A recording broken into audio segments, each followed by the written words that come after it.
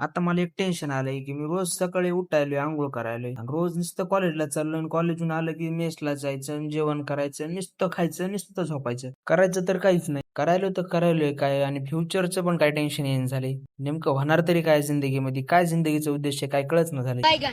समझ रहे हो समझ रहे हो इस सज्जन को क्या तकलीफ है भाई?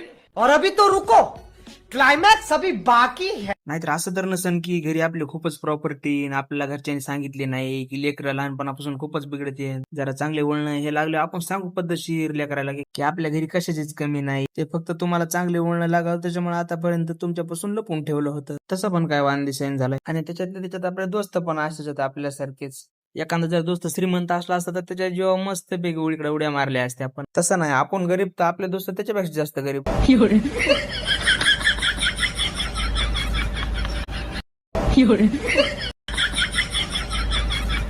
हुकून चुकून एखादा जर श्रीमंत दोस्त भेटला असता तर जिंदगीतलं अर्ध टेन्शन कमी झालं असतं. तर आजच्यासाठी एवढंच. भेटू मग नंतरच्या ब्लॉग मध्ये. आवडला तर नक्कीच लाईक, फॉलो आणि कमेंट करा.